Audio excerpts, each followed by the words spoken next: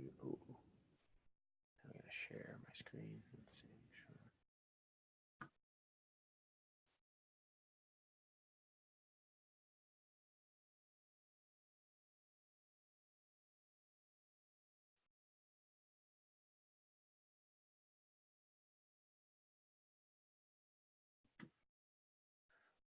Put your hands up. Do you see 2 slides or 1 slide?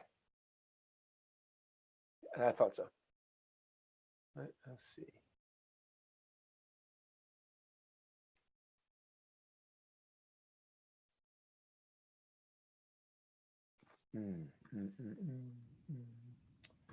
Used to be a way. There it is. All right. Now, I can't see you guys, but I think you should be able to see 2 slides, only 1 slide right now. Harmony, can you give me a quick text message if you see just 1 slide?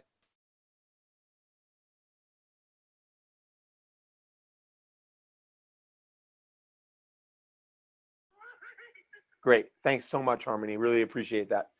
All right. Evening rituals, night, sources, day.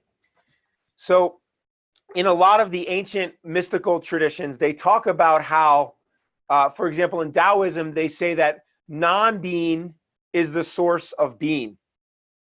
Or in another way, in the Taoist parables, they talk about the useful part of a window or a cup or a door is the empty space.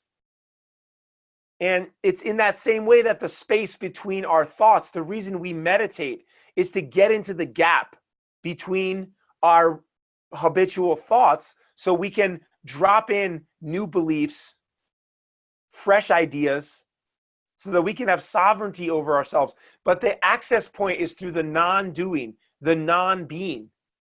And so there's this concept that the non-being creates the being. In quantum physics, every subatomic particle is constantly appearing and disappearing.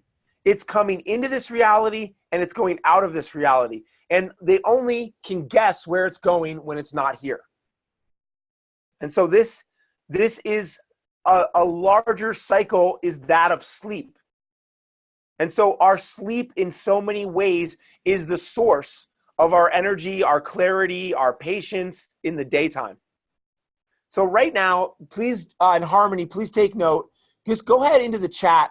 And if 10 out of 10 means that you have the best sleep that you can imagine, and 1 out of 10 is like chronic insomnia, on average, meaning 3 to 4 nights a week, how would you rate the quality of your sleep, the length and the quality, all rolled into one? Are you at 1 out of 10, a 2 out of 10? I'm going to wait for everybody to drop that in. Harmony's going to make a note. How good or how much improvement is there in your sleep? 10 out of 10, perfect sleep, sleep like a baby all the way through, feel rested in the morning.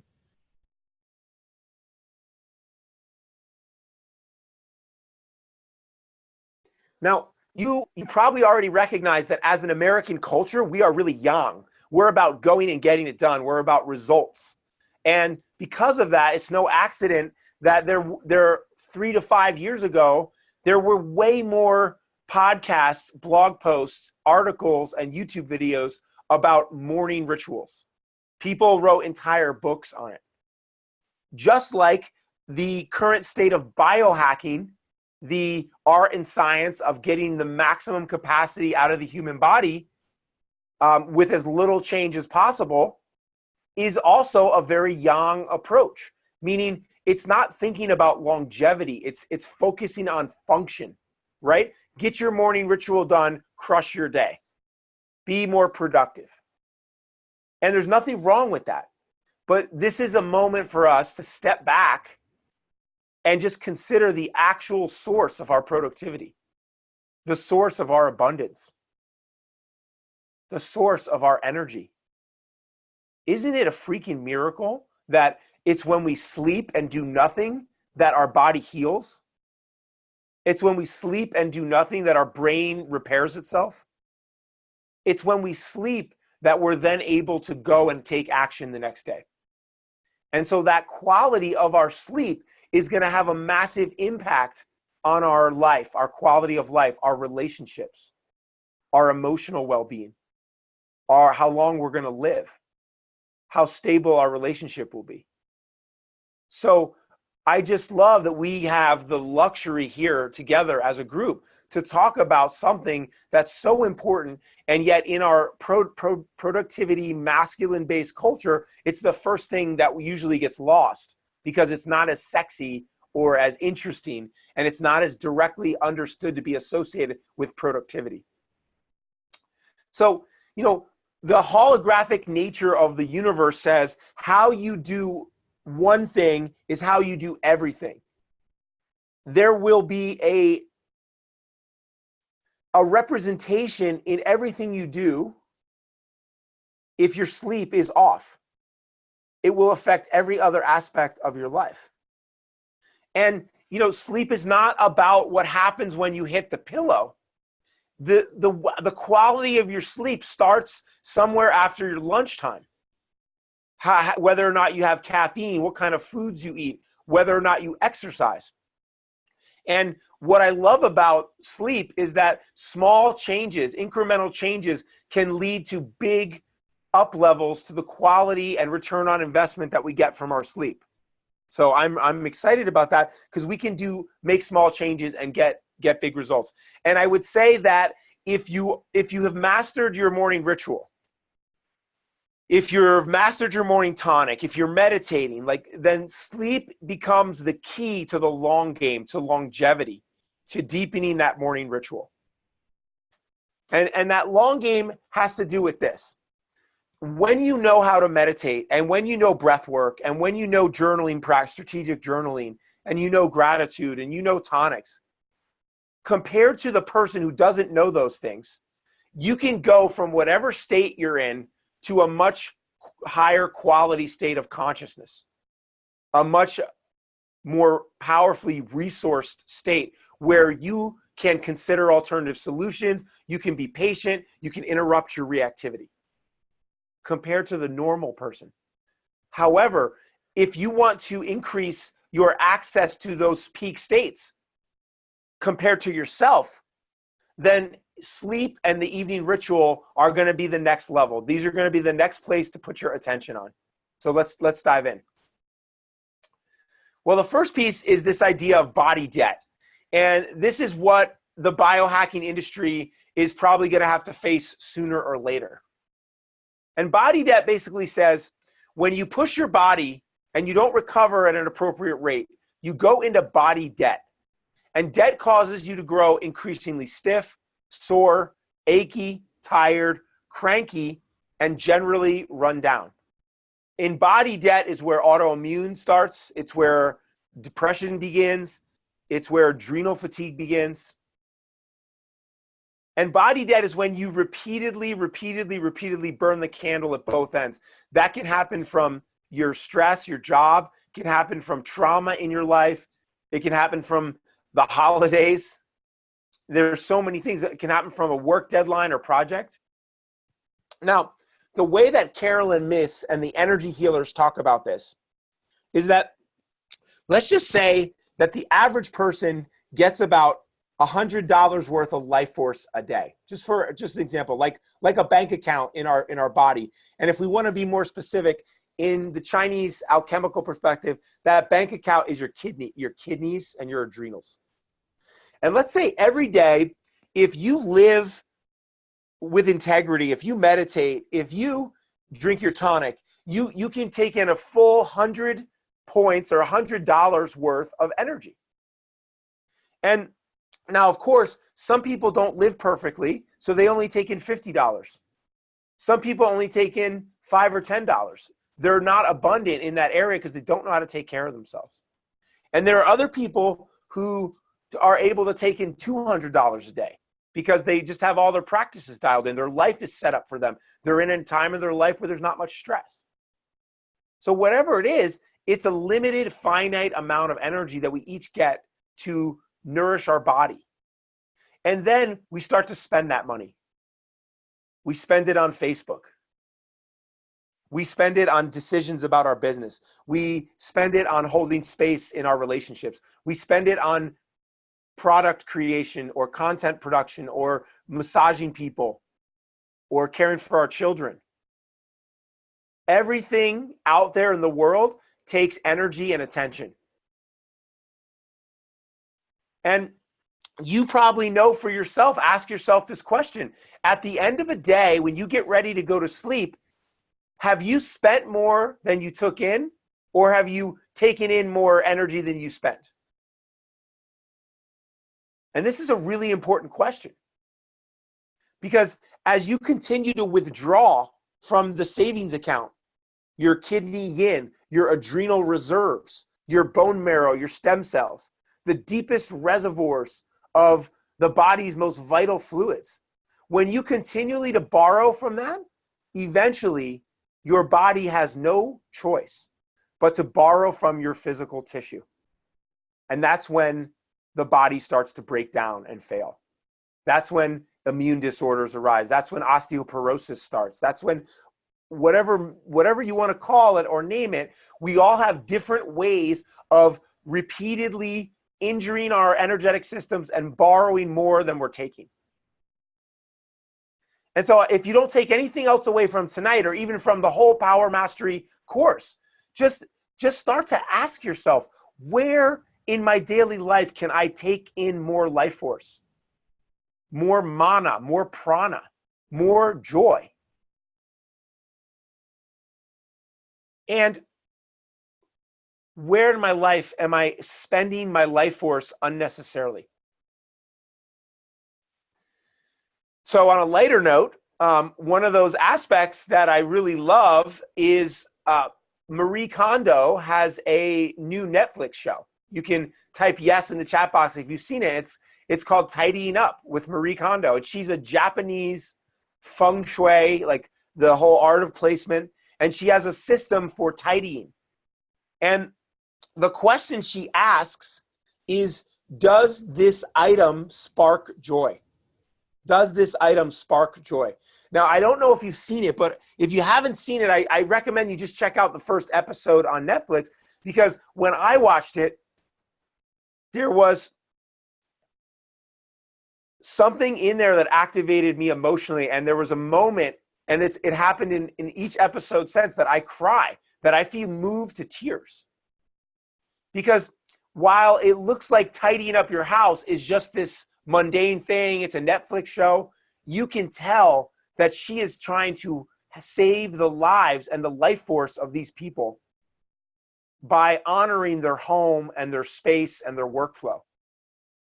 And it's really beautiful, because when your space is clear, we'll get to this later, then you're going to sleep better, because your external environment both reflects and effects your internal thought process and mind. We think holographically. We have these cells in our brain called glial cells, G-L-I-A-L, and they work somewhat like a cell phone signal, like an electromagnetic signal, because we actually host memories outside of our brain. And that's why when some people have a brain injury and they lose a memory or a function, they're able to get it back over time. Not because the brain grows new physical connections. It's because the brain is able to access that information electromagnetically.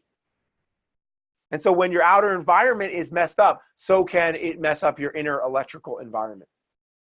And so we don't want to go into body debt, because once body debt sets in, we have a harder job to recover from it, because the very systems that help us recover and heal are the ones that are compromised. They're usually the last ones to go. So what is the cost of not sleeping at your maximum capacity, of not getting enough sleep and not getting deep enough quality of sleep? Well, pretty much everything good is negatively impacted by lack of sleep or poor quality of sleep. So the science is showing that when we don't sleep well, there's a decrease in our productivity, our creativity, our communication skills, our patience. We have essentially a physiologically less effective brain and body. And maybe the biggest problem of all is that with lack of sleep, the way that affects our prefrontal cortex, our frontal lobes of the brain, is that we are unable to consider alternative solutions. Now, they did this research study at a university, and they took these MBA students, and they created a video game where the MBA students had to evaluate a business and adapt to the changing market to keep their little store open. And a certain control group was allowed to sleep normally, and then another group was deprived sleep, and then another group was given extra sleep. And what they found was that those students who were lacking enough sleep could not keep their businesses open because they were unable to consider alternative solutions, and they were unable to adapt to the game. And so now I want you to consider, if your sleep's already great, then I'm really not even talking to you. You can just find some things in here to up level, or think of someone in your life that may need this. But if you know your sleep can be better, then I want you to just consider that the act of creating ritual, routine, and understanding and increasing your quality of sleep is a radically influential act that can increase your productivity, your creativity. It can change the whole quality of your life. And to ignore that, which I did for so long, there's a huge cost in that. So, all right, so what can we do? Well, first of all, not all sleep is created equal. Not all sleep is created equal. Because, and the Chinese knew this. The Chinese believed that when you ended your day, any extra energy and nourishment in the body, any extra mitochondria nutrients was taken in by the liver through the blood. And then whatever extra or surplus energy, that liver would store it back in our adrenals, and that would make us age slower because the adrenals were seen like the gas tank. Now, one more little distinction or qualification here. In Chinese energetics, and definitely in Western science, there is a allowance made for something called our constitution. Our constitution.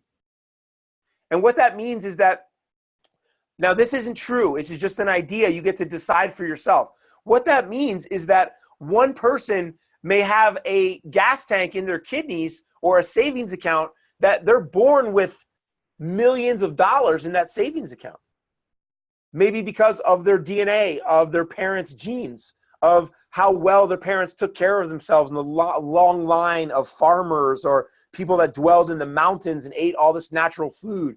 And they just only came into the city 2 or 3 generations ago. And then even then they were farmers or athletes. And so they pass on to their children this massive bank account of DNA and constitutional health. Another person may be born of parents who were also malnourished, or maybe they were going through a lot of stress during the pregnancy and their whole system was worn down. And so now those children, their genetic container, they might only be born with $10,000 of savings. And now the idea here is that not everyone is built the same. Not everyone is built with the same size container in themselves to hold life force and reserve energy.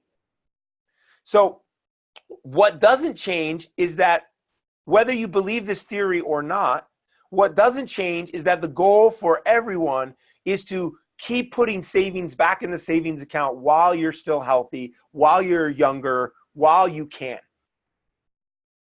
The only debatable thing, here's the debatable thing, I'll let you guys decide for yourself. The debatable thing is, can we, through meditation, through years of eating the right foods, through years of getting good sleep, can we increase the size of our container even beyond what our parents gave us in our original holographic DNA blueprint? That's an interesting one to debate and discuss. I suspect that we can, and that it takes a little bit of work to do that. And and even though we can change that, we still should be aware, or we get to be aware, we have the opportunity to be aware that we may not be able to get away with the type of energy and feats that other people do, because we're not born with the same endowment that they are. We're not going to be allowed to spend money in the same way right now. And so this comes to the concept that I invite you to take away with you, which is confidently conserving. The Taoists talk about confidently conserving. And the way it shows up in Western culture is like, maybe you're a social person, and when people are around or there's a party, when you're younger or less aware, you have a fear of missing out, so you burn the candle at both ends. And every time there's a good social opportunity, you are willing to sacrifice your sleep and still go to work for that opportunity. But then maybe you get some heavy consequences for that. Maybe you screw up a job interview. Maybe you get in a fight with a loved one. Maybe you get sick right before a big project. And now you start to reprioritize that sleep. And you begin to become what's called a confident conserver. You begin to conserve your life force even when you don't have to. And one of our Taoist teachers, Yang Lao, just said, if he could give one gift to the Western culture, it would be to teach people to start to take care of their life force in their 30s and 40s rather than waiting until their 50s, 60s, 70s, when it's in some ways a much harder task to recoup. So 11 p.m. to 1 a.m. is in Chinese medicine when the liver returns nutrients from the blood and turn back into hormonal reserves, back into adrenaline and estrogen and all those hormones that we need to age gracefully and be healthy and vital. Now, in Western understanding, we know that first 1/3 of the night is when we get the deepest sleep. The most restorative, healing sleep is in that first 1/3 of the night. And one of the most little talked about aspects of why sleep is so healing is because of this system called the glymphatic system. So, not sure if you've ever heard of craniosacral therapy, that we have this cerebrospinal fluid that moves from our sacrum up the spinal column into the brain. And it has its own rhythms, its own peaks and flows. And for some experts, this glymphatic system is where sexual energy transforms from the lower root chakra up through the heart into the brain. Because there is this passageway of cerebrospinal fluid, which has stem cells and all kinds of amazing nutrients in it. And when we sleep, our brain actually gets totally washed out. The glymphatic system pumps all the old cerebrospinal fluid out of the brain and puts fresh, clean cerebrospinal fluid in the brain. And that cleans out the amino acids. It cleans out the spent neurotransmitters. If we partied or we used any kind of drugs or alcohol or any kind of whatever it is, it's when we do that deep sleep that the brain cleans it out. And so your sleep is so important, so important. And we could do an hour just on the glymphatic system, but what affects the glymphatic system positively? You may want to take notes. I don't have this all written down here. So what drives the movement of cerebrospinal fluid up into the brain and the old fluid out of the brain, there's several factors, but the main one is the health of our mitochondria, those energy-producing factories in every cell. The healthier our mitochondria is, the more effectively the glymphatic system can clean out the brain every night when we go to sleep. And we have to get those toxic proteins out, or our brain will start to degenerate or dysfunction. And it's likely that a lot of the brain problems today are related to the buildup of these toxic proteins and amino acids that are the byproducts of our normal neurotransmitter profile. So, how do we strengthen our mitochondria? Well, one way is exercise. So, if you exercise during the day, you will sleep better. So that's super important. Number 2, inflammation. Inflammation, so sugar and trans fats and injuries and stress, all of the things that increase inflammation in the body, they inhibit our mitochondrial process. We know inflammation is part of aging. It's indicated in cancer and in diabetes. Inflammation is part of pain syndrome and adrenal fatigue. So in a lot of ways, if you structure your life to reduce inflammation, you will increase your sleep as through the mitochondrial avenue. Intermittent fasting, which is the act of limiting your feeding, limiting your meals, so that the minimum effective dose is that you take 13 hours where you don't eat anything. So when you do that, the mitochondria in the cells have an opportunity to clean themselves out and operate more efficiently, because they're not constantly, the body's not constantly trying to deal with digesting and metabolizing food. The other number for intermittent fasting is 16 hours, which is more effective to increase muscle mass. So either 13 hours or 16 hours with no eating, at least 4 times a week, is a minimum effective dosage of how to get the benefits of intermittent fasting, increase your mitochondria health, and sleep better through that glymphatic system. Cold showers. Cold showers also wake up the system, and cold showers have other effects on the body that will help us sleep. We'll talk a little bit more about cold in a minute. And then the last one is gynostemma, spring dragon tea. Gynostemma is a really powerful plant that has many antioxidant effects. It is not stimulating, and it's my favorite pre-bed tea for longevity. So those are some ideas on how to take care of our mitochondria, increase the cleaning out of the brain when we sleep at night, and be of a support to our glymphatic system. All right, so let's get down to this. One of the probably most harmful things that we can do is to be exposed to our cell phone, computer, or TV 60 minimum is to stop looking at all screens 60 minutes before you want to sleep. And there's evidence that it's even better to do it 3 hours. 3 hours. So however you want to say, 60 minutes to 3 hours, you want to stop all blue light, which comes from computer screens, cell phones, and TVs. Now, of course, this is where the biohacking world is onto some good stuff. They sell blue blockers.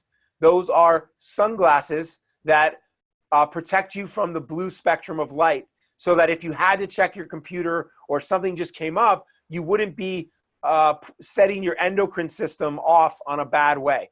See, our endocrine system is regulated. That means our glands are regulated by light through our pituitary and hypothalamus. We are creatures designed to adapt to the setting and the rising of the sun. And that way, when we used to live out in nature, our body had all kinds of positive adaptations to the amount of light that was out there. And even though we don't depend on that anymore, we're still affected by it.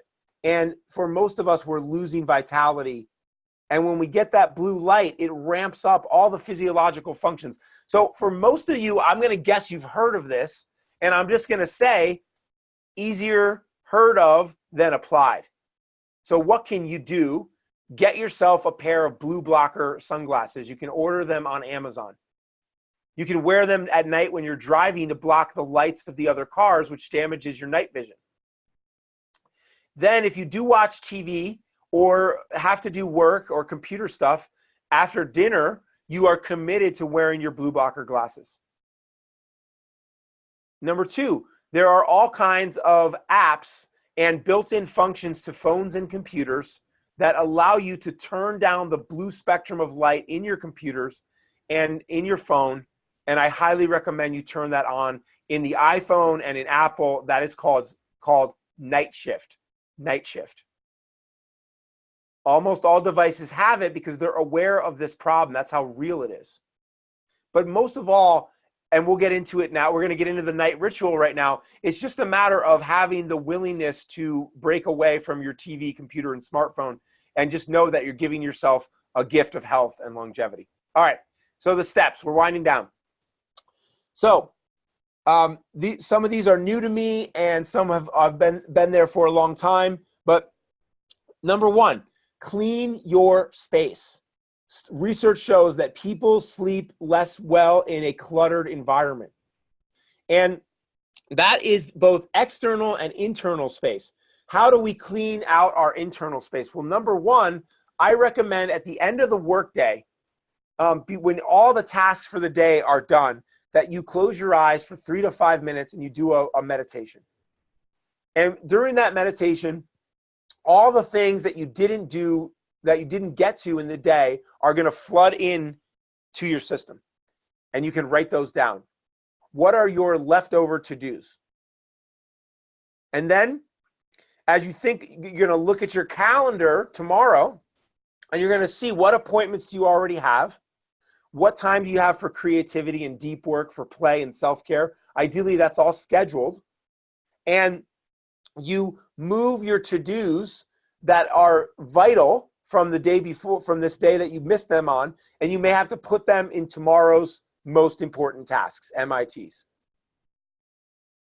And then I recommend the space. You've meditated, you've gone over your schedule, you know what your day looks like tomorrow, you know what your most important tasks are for the next day. Now, turn off all work-related devices and start to make your evening tonic. Start to boil the gynostemma tea, put the water on in the kettle, get out some of your herbs. In the evening tonic, I recommend 2 things. My favorite recipe, and don't worry, I mean, you can write this down or you can get more clarity later, but my favorite evening tonic, number 1, is a supplement called Calm, specifics, Calmful Sleep. And I'll show you guys that at the end of the presentation. It has magnesium, GABA, L-theanine, and melatonin, all of the heavy hitters of sleep that help us sleep. But they don't just help us sleep, they help to restore our neurotransmitter profile. Some people will get groggy from this and have to do a lower dosage. The other evening tonic that's also delicious, especially in the winter, is gynostemma tea. That's Ron Teagarden's Spring Dragon Tea, is a really good tasting blend because it not only has the gynostemma, which, as you remember, heals our mitochondria. It's also a chi tonic, but doesn't stimulate us. It also affects cholesterol. It's pretty amazing. But there's also other herbs in there like reishi and hushawu, other herbs to nourish the kidneys and the adrenals while we sleep. So I love a cup of Spring Dragon gynostemma tea with a little bit of MCT oil and some cinnamon and maybe a little bit of monk fruit and blended. And it's so good. By the way, MCT oil, because it pushes the body toward ketosis, is also very good for pre-sleep. It helps to increase that mitochondrial energy and helps our metabolism be boosted as we're sleeping.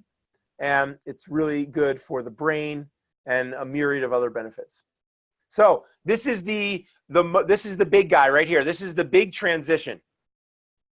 Clean your space, 5-10 minutes. Go over any leftover to-dos. Look at tomorrow's schedule. Figure out what your most important tasks are going to be and start to make your tonic. Now, this is just a recommended way to do it. Okay, now step away from the work. Now you get an opportunity here to create a gap between your regular work and your winding down process. So stretch. You want to take tension out of the body so that while you sleep, your body has more ability to heal. The reason some people get a stiff neck or something in bed is not just because they slept in the wrong position in a pillow. It's because they're stiff and achy and unstretched when they got into bed. If you were going to lay down and let the universe heal you through this magical process of sleep, doesn't it make sense to open your body up so the universe can impregnate you more deeply with its energy of restoration and rejuvenation? Now, if for whatever reason you didn't exercise that day, or you feel some restless leg, or you're having trouble, I really love the art of progressive relaxation. And what I mean by that is I will squeeze my feet and then release my feet. I will flex or extend my calves and I will release my calves.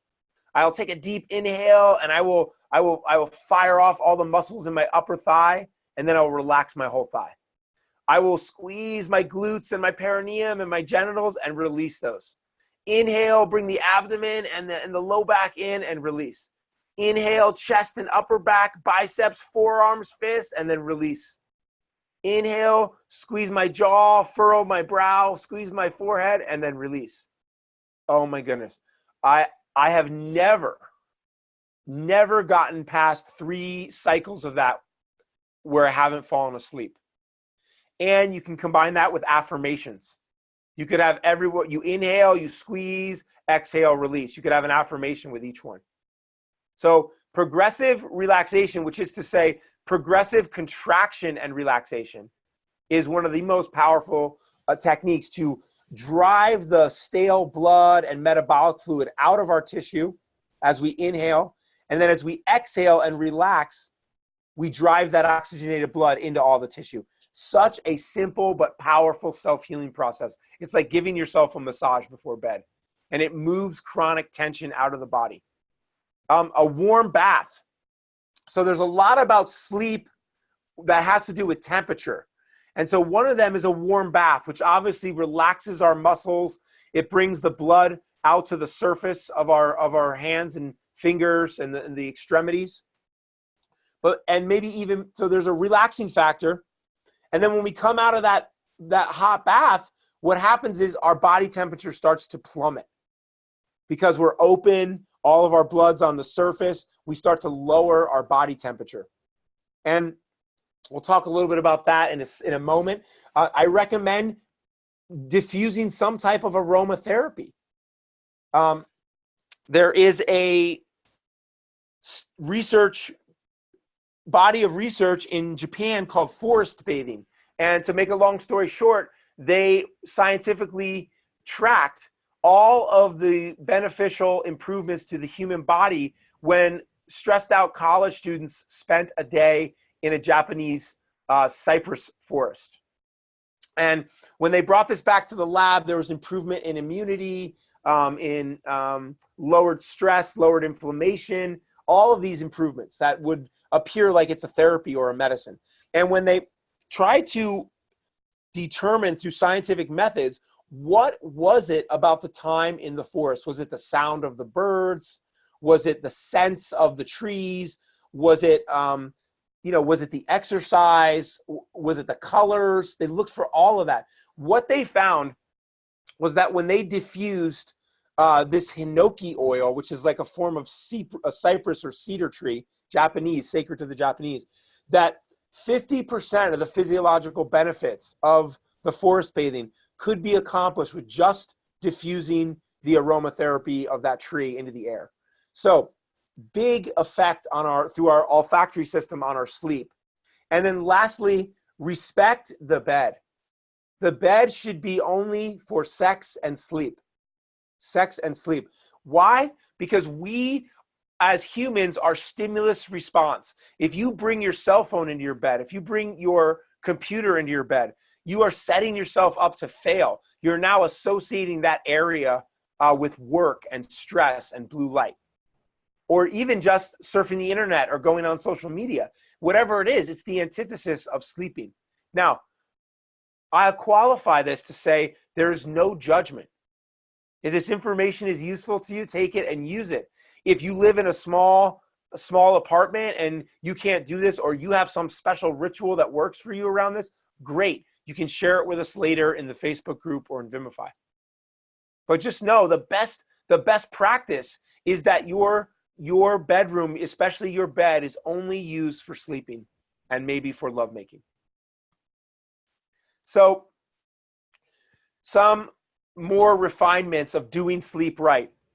It seems like the ideal temperature for the deepest sleep through the night is between 63 and 67 degrees. 63 to 67 degrees, with the sweet spot being 65 degrees. You want your bedroom around 65 degrees. I recommend putting a temperature gauge in your bedroom, one of those little digital ones that you can just stick up on the wall. They're battery powered, and keep your bedroom at 65. That's probably the biggest game changer. Now, there's lots of hacks to that. Like you can keep a scarf if you and your partner sleep at different temperatures, if one of you gets hot easy, you can stick a foot out from under the bed. But even just breathing the 65-degree air is going to have all these powerful effects on the body. Number two, because we know light affects our system, if we live in a place where there's some type of light pollution, then you want to wear an eye cover. If your partner goes to bed later than you, eye cover. If they turn on the bathroom nightlight or they turn on the overhead light like some insensitive guys tend to do, then you want to wear an eye cover when you sleep. Can be really powerful. Keep that light out so your body can rest. There are so many free brainwave entrainment music tracks that will put your brainwaves, move them toward the brainwave of sleep. And I use these whenever I want to go to sleep fast and I want to get the deepest sleep possible. Jill, as we wrap up this call today, is going to talk about affirmations. But when we go into sleep, we have an opportunity to plant within our subconscious mind powerful affirmations to change our inner set points around our self-saboteurs, anything like that. Because we're about to go into the dream world. So so I have two suggestions. Between the time you're in bed and you're ready to go to sleep, my two favorite ways are to read books about affirmations, books about changing your brain. But specifically, I'm reading affirmations in those books. Or I like to read inspiring fiction. Read inspiring fiction. Now, there's a lot of practices around reading before bed. Number one, if you read fiction, it takes you out of your intellectual problem-solving brain. However, some fiction is very stimulating. And because some fiction has questionable content, could be scary, could be dramatic, could be whatever, I don't want to fall asleep reading a sad story or a scary story. I don't want to fall asleep reading a violent story. So I like to read inspiring adventure parables like The Alchemist, The Celestine Prophecy, The Way of the Peaceful Warrior, or a biography of a favorite mentor. So that if I fall asleep as I'm reading, I am seeding my dreams and my subconscious mind with whatever the information was that I last held in my heart and in my consciousness. So now you got your how to do it right in the bedroom. So one last little piece, and this is it, is lucid dreaming. Lucid dreaming is the art of being able to wake up within your dream and control it or have an influence on it. And I'm mentioning this for two reasons. Lucid dreaming is valuable in two cases. One, it's valuable if you're somebody who often has nightmares and you want to take control over the quality of your dream world. You want to change it to something beautiful and safe. Then lucid dreaming can be really powerful. Another reason is just if you're a spiritually oriented person and you want to be able to use your dream time to practice things, to explore alternate dimensions, or to get answers about questions about things that are going on in your life. Now, I can tell you that I'm preferential, and in Zen and Taoist training, they say that the enlightened person has a deep and dreamless sleep.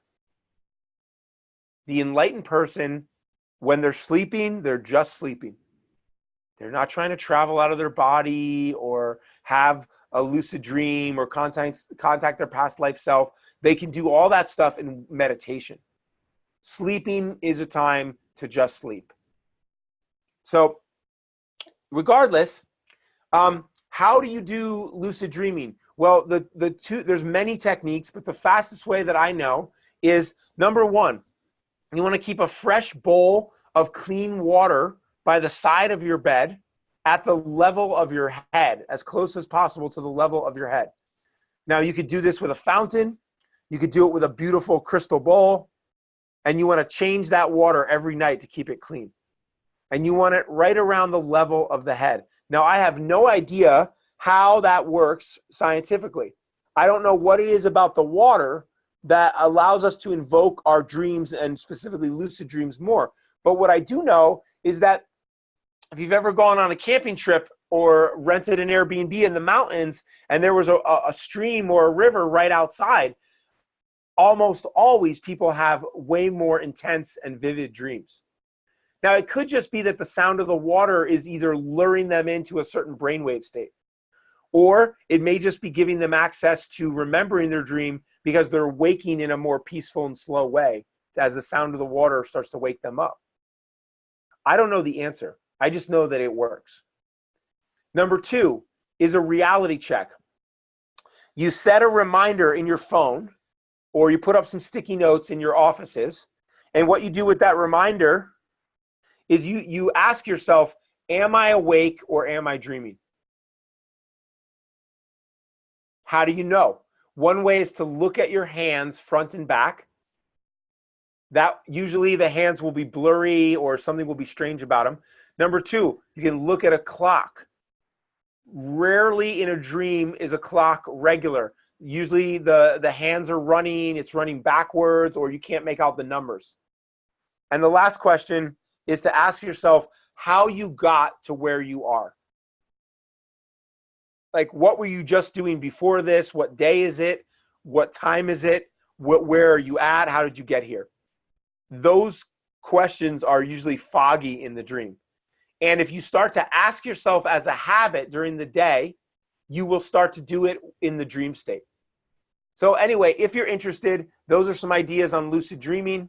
And I'm going to turn it over to Jill in a second. But our teachers, our late teacher who taught us neuro-linguistic programming, hypnotherapy, and HUNA healing, he gave us this affirmation that I have used many times when I had to public speak, when I was trying to sleep, but my mind was going crazy.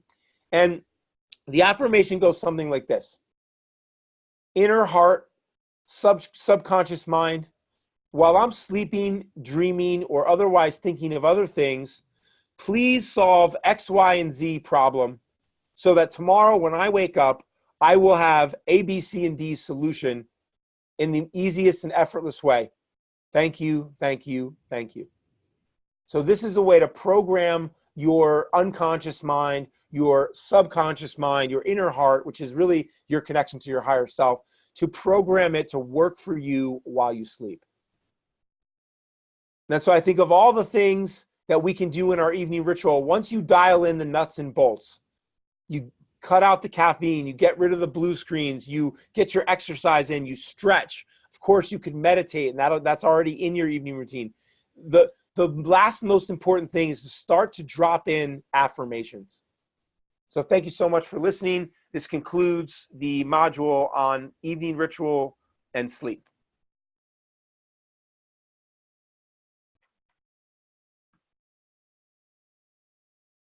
All right, I'm going to get a drink of water.